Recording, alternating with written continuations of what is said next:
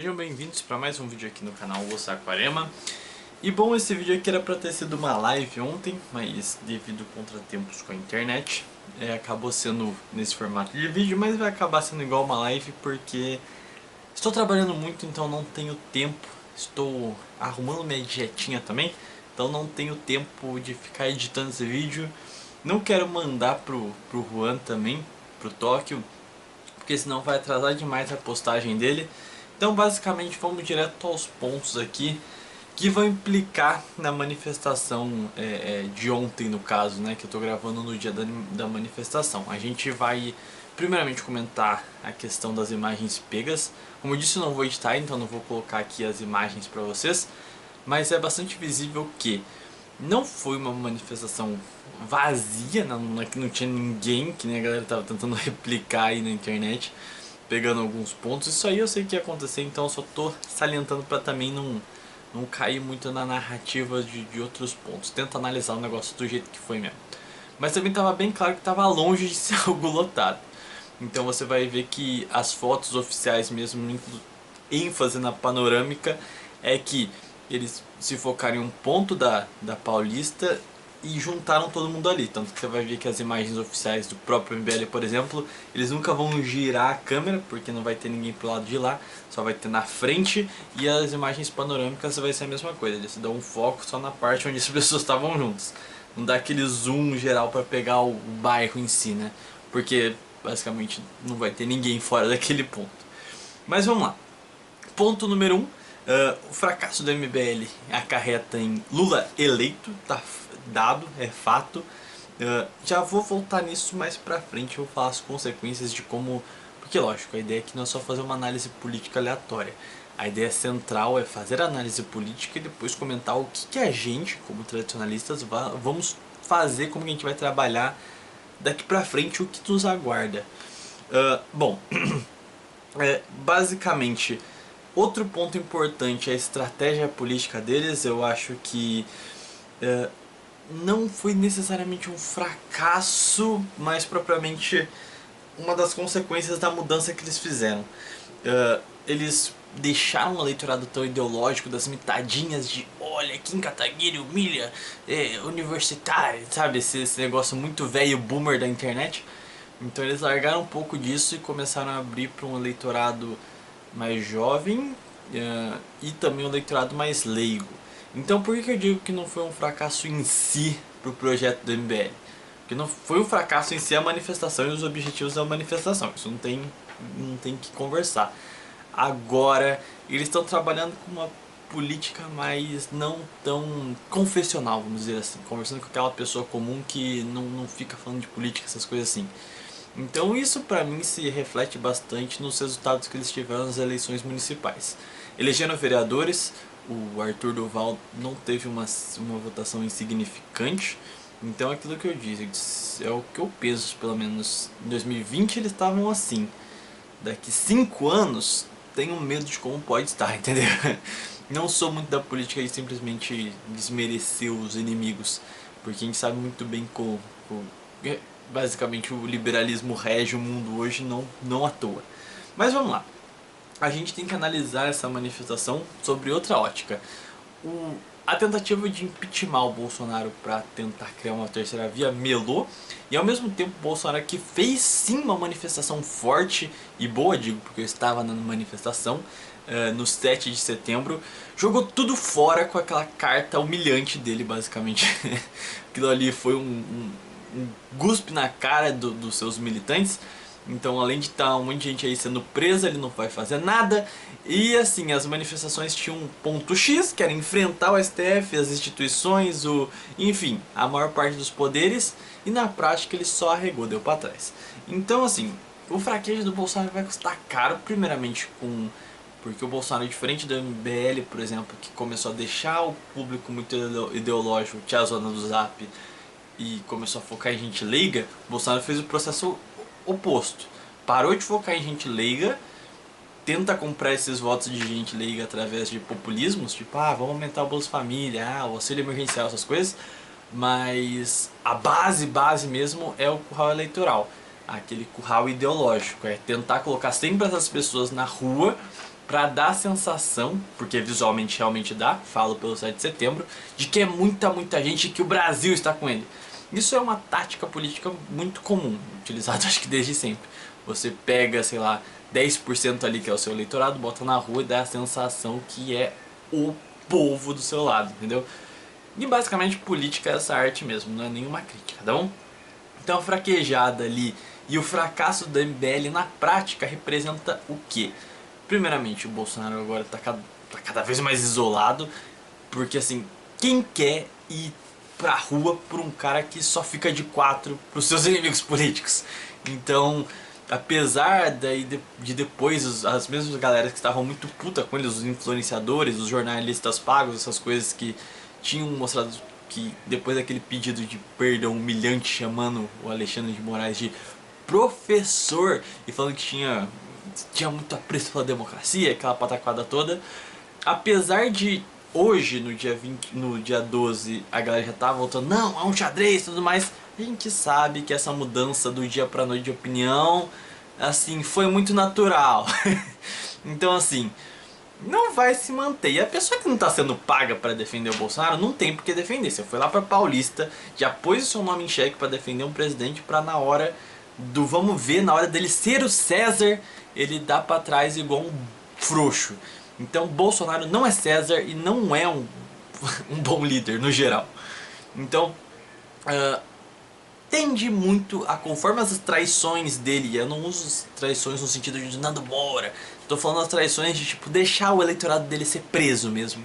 Na hora que isso começar a bater na porta com mais força, e na hora que as fontes que fazem os formadores de opinião mudarem de opinião muito rápido, secarem, você vai ver que ele vai desidratar rápido. Isso aí, assim, é simples, é fácil de ver. Isso aconteceu com o Trump mesmo. Inclusive muitas correlações com o Trump daqui pra frente, porque o Bolsonaro adiantou muita coisa do que vai ser o ano que vem.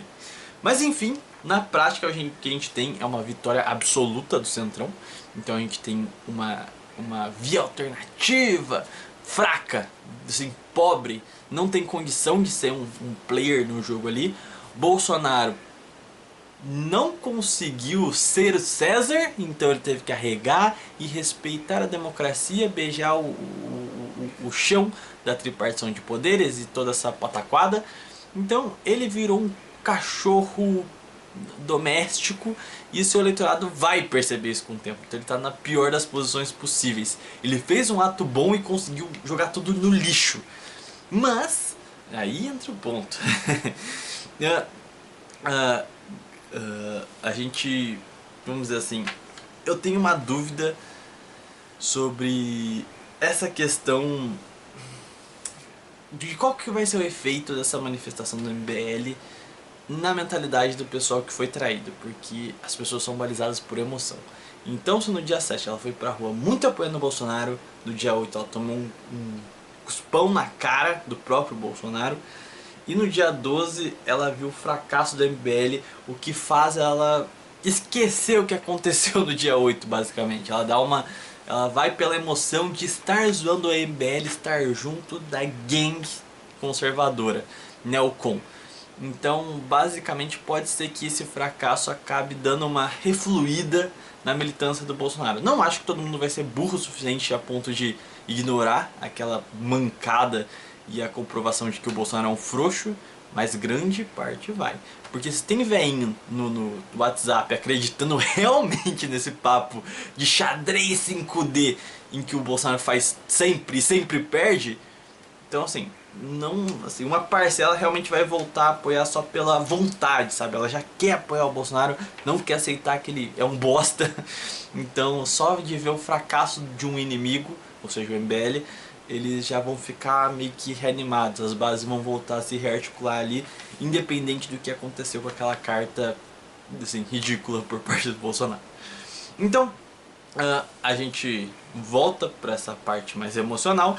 A gente tem o nascimento de alas radicais no bolsonarismo. Isso eu já comentei em umas lives atrás, que pessoas como Roberto Jefferson, que foram abandonadas pelo presidente, foi presa e ele não fez nada, Daniel Silveira, enfim, vários outros nomes aí que você pode citar, basicamente é muito parecido com o que o Trump estava fazendo nos Estados Unidos, de abandonar aliados e, bom, foi preso, que pena, né? E foda-se. Então assim, só que com um agravante, Roberto Jefferson, ele pensou estrategicamente politicamente. Ele, assim, eu particularmente tenho minhas dúvidas que ele tenha virado conservador de um dia para noite. Ele provavelmente usou uma artimanha política, que é bem simples. Ele falou o que o Bolsonaro fez para ganhar a popularidade e não para o que ele está fazendo agora para mantê-la. Ele era radical, ele falava aquilo que as pessoas precisavam ouvir, sem necessariamente ele precisar fazer a solução na prática, porque ele era parlamentar na época, então ele só precisava apontar e dar respostas fáceis. E é isso que ele começou a fazer. O Roberto Jefferson ia, falava contra o STF, falava da maneira mais radical possível, porque é isso que o eleitorado do Bolsonaro quer. E olha que eu estou dizendo isso não como um crítico, tá? Eu concordo com esse eleitorado. E é por isso que eu acho que o maior ponto que a gente precisa como tradicionalistas é fazer o eleitorado do Bolsonaro entender que o problema é a democracia e não que ela está funcionando mal. Aquele ali é o sistema dela própria, entendeu? Mas enfim, então Roberto Jefferson percebeu que posso entrar nessa lacuna de ser vamos dizer assim, um sucessor do Bolsonaro quando ele perder. Eu vou arrebanhar esse eleitorado comigo porque eu sou mais radical que o Bolsonaro. Então, quando as pessoas começarem a perceber que o que importa é o radicalismo, no caso, a verdade nua e crua, e não propriamente o Bolsonaro tendo que falá-la, eles perceberem que qualquer um que fale aquela verdade, não importa se é o Bolsonaro ou não, é uma verdade objetiva, aí as coisas mudam de figura. E esse é o grande risco do Bolsonaro. Já tem alas dentro do bolsonarismo que estão sendo traídas pelo Bolsonaro, pelo presidente, estão sendo presas e já são essa ala mais radical. Então é uma questão de tempo para a maior parte do eleitorado começar a perceber que, por exemplo, o Roberto Jefferson é mais top do que o Bolsonaro. O Roberto Jefferson foi preso batendo no peito. O Bolsonaro ficou de 4 pro Temer. Então assim, é uma questão de tempo. Aí a gente tem outro ponto que é bastante importante nessa questão do emocional. Quando a gente estava na pseudo-greve dos caminhoneiros aí, curtinha, a gente teve um estado de sítio fake. Começaram a falar pra galera que tava lá fazendo a paralisação que o Bolsonaro fez um estado de sítio e tinha muito velho fazendo vídeo. Ai, não acredito, ganhamos, acabou a tirania do STF, o Bolsonaro acabou com o STF. Eles estavam muito felizes com isso. E esse é o ponto que eu acho que fica claro. Eles não são democráticos e não tem problema em não ser. Inclusive o contrário, o problema é ser democrata. Então a democracia é a fonte dos problemas. Então eles já começaram a sacar, apesar deles falarem, não, eu sou um conservador, eu defendo a democracia verdadeira. Mas eles sabem que no fundo, a raiz dos problemas é o parlamento, é o STF em si. Então eles estão começando a pegar isso. E essa comprovação de felicidade quando o Bolsonaro supostamente atentou contra as demais instituições é a prova cabal do seu anseio verdadeiro, que é um anseio bom. Inclusive pra gente, quando o Bolsonaro cair, quem vai estar aqui propondo essas coisas? Nós. Então vocês têm que estar pensando nisso. Mais um ponto aqui. A decepção geral, principalmente naquele momento, antes de as narrativas de xadrez 5000D do Bolsonaro começarem a surgir aí, a reação inclusive de influencers grandes foi de game over. Inclusive gente grande mesmo da mídia. Então, até eles sabem que Bolsonaro reafirmando o princípio democrático é game over. Uma vez que o Bolsonaro aceita a democracia, acabou. É uma bosta. Porque eles sabem que democracia é o quê? É a desculpa pro establishment impor as suas regras, o seu jogo e os seus fins. Então, isso, apesar do bolsonarista médio achar que ele é um democrata e tudo mais, ele já está começando a sacar isso muito bem. Em algum momento ele tem que entender que o rumo que as coisas estão tomando de impossível um patriota governar não é uma consequência da democracia estar sendo mal implantada no Brasil. É porque esse é o resultado dela própria. Se você olhar para qualquer lugar do mundo hoje, nas maiores democracias do mundo, o resultado não é diferente. Só anda se for um candidato alinhado com as pautas que certas pessoas gostariam, que querem impulsionar no mundo ocidental. Quem pegou, pegou. Então vamos lá para o próximo ponto. E aqui a gente vai ter a manutenção do governo. Isso aqui eu acho demais. A manutenção do governo Bolsonaro pela esquerda petista e pelo centrão. Por que um governo tão fraco na prática, tão fragilizado, sabe? Que faz uma convocação gigantesca e joga tudo fora, traindo todo esse eleitorado para se manter no poder. Isso mostra que ele está isolado. Com o tempo ele vai estar isolado. É uma questão assim, é só você cronometrar. Então vai ser um governo que você vai poder pedir mais para ele poder se manter lá, para ele poder governar, para ele poder proteger a sua família, porque eu não vou nem dizer para proteger os seus, porque a gente já percebeu que o Bolsonaro não tá ligando muito pros apoiadores dele, para ele foda-se. Você tem que fazer eles de otário em manifestação, que faça. Você tem que fazer eles de otário sendo preso por ele, que faça. Ele tá cagando e andando pra essa galera. Para ele o que importa é, lógico, a família dele. Então o centrão vai poder extorquir ele ao máximo. E aí ele vai ter um governo pífio de ridículo por questões pessoais e que vão ser aproveitados pelo centrão, e a esquerda só vai deixar sangrando para depois papai Lula arrematar fácil. Isso eu acho que é a análise mais norme, todo mundo já sabe isso. Quem não aceitou isso ainda tá muito naquela de o Bolsonaro é o povo. Então, tá muito... Enfim. E o que é interessante é que o que eu mais temo no país é que chega um ponto em que a polarização política chegue a simetricamente igual ao debate americano e europeu. Porque que acontece? A gente ainda tem direitas e esquerdas, vamos dizer assim, atrasadas. Não atrasadas no sentido de menos intelectuais, mas atrasadas no próprio sentido cronológico, de parecerem representações políticas que existiam décadas atrás. Então a gente tem uma esquerda com um tom muito sindicalista, muito trabalhista, coisa que não tem muito fora daqui nos países de primeiro mundo. É uma coisa muito aquela coisa do proletariado e tudo mais. Pelo menos no discurso, tá? Não tô dizendo que o governo Lula realmente foi nesse sentido. A gente vai até falar um pouco mais disso pra frente. E a direita, ela é, ironicamente, mesmo o conservadorismo no Brasil sendo igualmente bunda mole, os ingleses, os Estados Unidos tentando larpar de nações liberais maçônicas, nojentas, ele ainda tem alguns quês mais reacionários do que, por exemplo, os neoconservadores americanos que estão defendendo criança travesti. Então, querendo ou não, a gente tá a revolução está ainda um pouco menos adiantada para nós. Então, o que ajuda quando a gente tem a manutenção de figuras como Lula e Bolsonaro é que nos países de primeiro mundo, esse conservador mais reacionário, muitas aspas aqui, tá? Esse conservador mais atrasado, que ainda não aceita criança trans, oh meu Deus!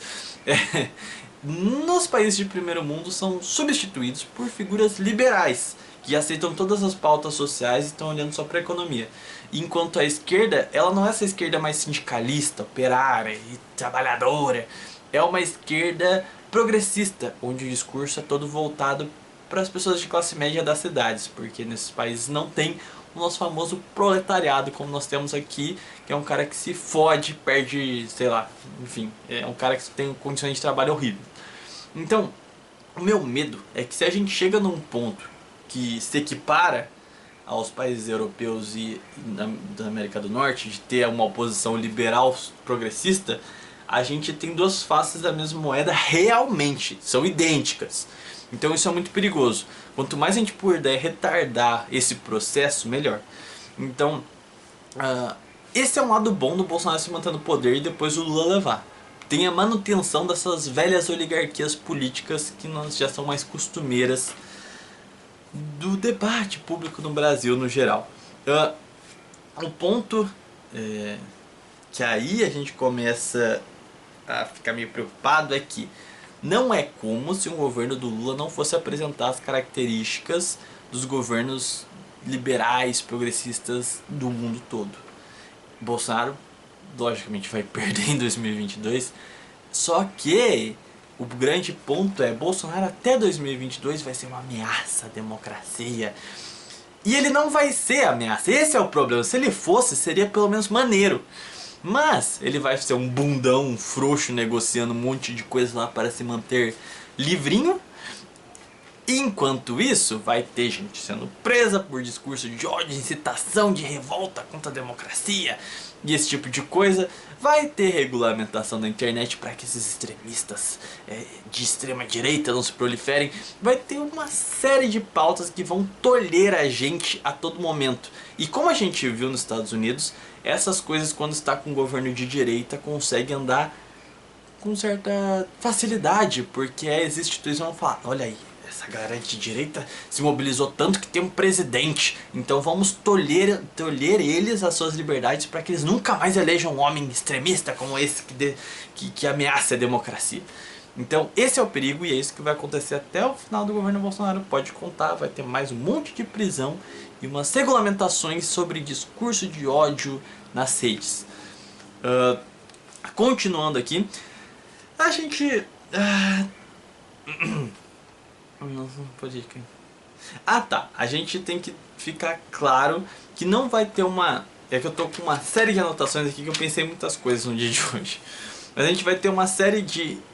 A gente não vai ter alteração de coisas básicas. Então a gente não teve, por exemplo, um governo de esquerda, do PT, que queria a pátria grande, e no governo do Bolsonaro, que é patriota, não sei o que.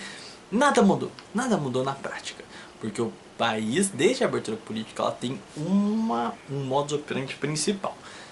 Além da compra do parlamento, da classe política vendendo país e tudo mais, tem um ponto central que sustenta tudo isso, que é a globalização da economia. Quando a gente teve a abertura política, vocês vão lembrar ali no governo Collor, FHC, teve um monte de privatizações, teve aquela equiparação do real pro dólar, teve aquelas aberturas das lojinhas de R$1, você lembra? Então isso aconteceu porque o Brasil começou a aderir ao processo de desindustrialização, ou seja, de querer parar de produzir várias coisas aqui, só o que é essencial para a gente exportar, e a gente importaria todo o resto. Consequência disso, custo de vida variando muito de acordo com a alta e a baixa do dólar. Por isso que a vida na cidade hoje está uma bosta, porque o dólar está muito alto, o que faz o combustível subir, os alimentos subir, patati patatá.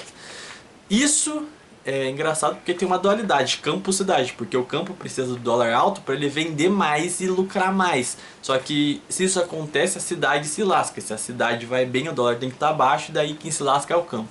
Então a gente criou um sistema de jirico desde a abertura política, mas o ponto central é que nenhum presidente desde a reabertura política fez nada contra isso. Você pode dizer que o PT criou estatais, que tudo mais, mas nunca houve freio para as empresas internacionais, para essa independência do dólar e do mercado internacional. Isso não vai mudar, porque isso é a base de exploração dos banqueiros internacionais das nossas riquezas. Então não esperem que isso mude. E aí a gente entra num ponto de opções que vão nos aparecer aí. Não estou dizendo que são presidenciáveis que a gente pode escolher, tá? Estou dizendo cenários dados. Alguma dessas duas figuras vão se eleger. A que eu acho mais improvável é um nome do mercado financeiro que seja um liberal progressista. O que eu quero dizer com um liberal progressista? Macron. Macron é a cara estampada do que é um político moderno da Europa e da América do Norte. É um homem que é pró-mercado, deixa a galera nariguda e os banqueiros entrarem aqui, usufruam dos nossos capitais, escravizem a nossa população, roubem nosso dinheiro, consumam nossas mulheres. É basicamente isso que o Macron faz. E na questão social, ele está lá incentivando a imigração de povos estranhos, ele está ali incentivando travequices no geral, enfim, todo tipo de pederastia social. Então esse aqui seria o candidato dos olhos de ouro, porque lembra quando eu falei que nos países de primeiro mundo tá rolando uma dualidade entre liberais e progressistas e não conservadores versus socialistas? Liberais e progressistas são a oposição perfeita, porque na prática não tem diferença. Os dois são pró-mercado globalizado, ou seja, dissolventes tanto da economia nacional quanto da cultura, porque se você vende o seu mercado para o estrangeiro opera mudanças culturais no seu país. Mas também a gente observa que os dois são liberais e progressistas, são a favor de todas as pautas sociais do sentido de racialismo, sabe? O negro, e a feminista, o movimento LGBT, esse monte de coisa. Todos eles apoiam os dois lados, ou seja, a direita e a esquerda vão apoiar as mesmas coisas. Então, tipo, a polarização desses dois vai ser algo muito específico. Então, em primeiro caso, seria um liberal progressista, que seria, vamos dizer assim, um cara de direita liberal, que seria um caso Amoedo, por exemplo, que é a favor do aborto, que os gays, não sei o que. Então, mas eu não acho que o Amoedo tenha chance de ganhar. Talvez possa surgir um outro nome com muita grana por trás dele. Mas também, se fraudar os Estados Unidos, fraudar as eleições no Brasil não é muito difícil, né? Mas o principal ponto é que se um cara desse porte, muito ligado com os interesses internacionais, dos banqueiros e tudo mais, pregaria seria aborto. Aborto é a questão mundial dos países de primeiro mundo. Já está chegando aqui nos países latino-americanos e vai chegar na gente aqui. E em segundo ponto, internacionalização da Amazônia. Pode ter certeza, se um liberal chegar no poder, vai ser a primeira coisa que vai ser discutida. E claro, não, porque a Amazônia custa muito caro, a gente tem que colocar exército lá. Então, vamos enxugar os gastos do governo, estado mínimo. Vamos deixar a Amazônia para os Estados Unidos, China e etc. vigiarem pra gente. Pode ter certeza que em breve esse discurso vai começar a pintar aí. E a segunda opção, que aquela ali é a primeira, a segunda, que eu acho mais provável, como eu já falei, é Lula eleito, fácil, mole, um puro sentimento de nostalgia. Você pode ver isso na estratégia política dele. Ele não fala nada de eu era operário, o comunismo, fica de boa. No meu governo o dólar tava tal, hein. Nossa, no meu governo você comprava TV e geladeira, hein. No meu governo o Brasil crescia tantos por cento do PIB. As pessoas não vão atrás para saber as circunstâncias que socorriam, vão ficar pela memória afetiva. Grande parte da população não é a população que vai lá no 7 de setembro na Avenida Paulista. A maior parte das pessoas comuns não ligam para a política. Então aquilo que a gente vê em manifestações é a expressão de uma parcela da população politicamente ativa. Só que a maior esmagadora parte da população não é politicamente ativa. Então ela vai votar, o voto é obrigatório, então Lula vence fácil com um simples sentimento de nostalgia. Não importa o tamanho da sua base ideológica quando você tem esse tipo de poder nas mãos. Então, no segundo cenário aqui, Lula eleito. Assim, a gente vai ter coisas legais. Mas você volta, que não lembra aquele sentimento de o PT vai trazer o comunismo aqui, vamos se preparar, não sei o que. Manifestação toda hora, direita altamente afiada e pronta pra dar um basta. Isso é maneiro, esse sentimento de vigilância é muito bom. Para nós tradicionalistas vai nos fazer recrutar muitos membros, principalmente com um governo Bolsonaro que traiu seus eleitores, que eles já estão com um espírito antidemocrático, que eles estão precisando de um novo movimento. Vocês entenderam onde eu quero chegar, né? Então o governo Lula seria maneiro para ter esse momento de oh meu Deus. Enfim, a gente vai ter um inimigo claro, já conhecido de todo mundo. E aí entra um ponto, o Lula não vai mudar aquela mecânica de economia globalizada. Pelo contrário, se você pega no governo dele, foi o momento em que os bancos mais lucraram. Então ele não é comunista, pelo amor de Deus, você ainda cai nessa. Ele é refém também do sistema internacional dos bancos. Então o que ele faz ele impõe aquilo que é interessante para o Partido dos Trabalhadores se manter no poder à vontade, faz as suas sobalheiras ali, aqui e ali também, dos trilhões, coisa pouca, e deixa os bancos também parasitarem a nação à vontade. Então, novamente, não tenho certeza se a internacionalização da Amazônia ocorreria no governo de esquerda, porque, assim, não que eu espere congruência da esquerda, né, mas por décadas no Brasil a esquerda sempre teve esse discurso mais nacionalista, muitas aspas nesse nacionalista que eu soltei aqui, tá? De falar, não podemos ser entreguistas e tudo mais, então seria bastante estranho, mas nenhuma surpresa se um governo Lula internacionalizasse a Amazônia. Mas o ponto central ali seria manter o lucro dos bancos e a exploração deles. Lógico, toda essa cultura progressista, porque essa é a nova esquerda, né? Uma esquerda marcusiana. Então muita luta social, luta de classes em âmbito cultural. Então vai ter uma ampla, aquilo que a gente já conhecia em 2016, sabe? Muito dinheiro sendo injetado em grupos feministas, LGBT, causa negra, blá blá blá blá blá blá. Isso aí vocês já estão cansados de saber. O ponto é que não há dúvida que Lula incorporará, primeiro ponto, pautas daquele liberal progressista, como eu falei, e também aborto. Aborto é uma questão que vai acontecer, a gente tem que estar pronto, porque quando acontecer, vai ser o momento da gente fazer uma grande manifestação e realmente falar, olha, a democracia é tão imoral que não vamos nem usar aborto, vai assassinar bebê na barriga da mãe. Agora a gente só vai se referir assim, a democracia é tão imoral que legisla assassinato de bebê na barriga da mãe. Daí ninguém precisa mais defender isso, a gente toma o poder de fato. É aí que vão vir as maiores manifestações, porque vai rolar até provavelmente uma frente espiritual ali, porque espírita não apoia isso, protestante não apoia isso, católico não apoia, então vai juntar a gangue para acabar com a democracia, isso vai ser bom. Bom, últimos pontos, a gente precisa até lá formar grupos de terço para a gente manter as localidades bem mobilizadas para o nosso lado. Precisar defender uma igreja, qualquer coisa assim, a gente tem que estar no shape e pronto para bater em Antifa. A gente precisa ter base de militância e a base da panfletagem tem que ser no governo Lula. Anticomunista, antiliberal e anti-aborto. Muito fortemente, porque essa vai ser a grande pauta do momento. Em último ponto é o que eu disse, quando o aborto começar a querer se esboçar, já começa a convocar a gente para ir pra rua, que é o momento que a gente vai ter um boom e vai ser tudo ou nada.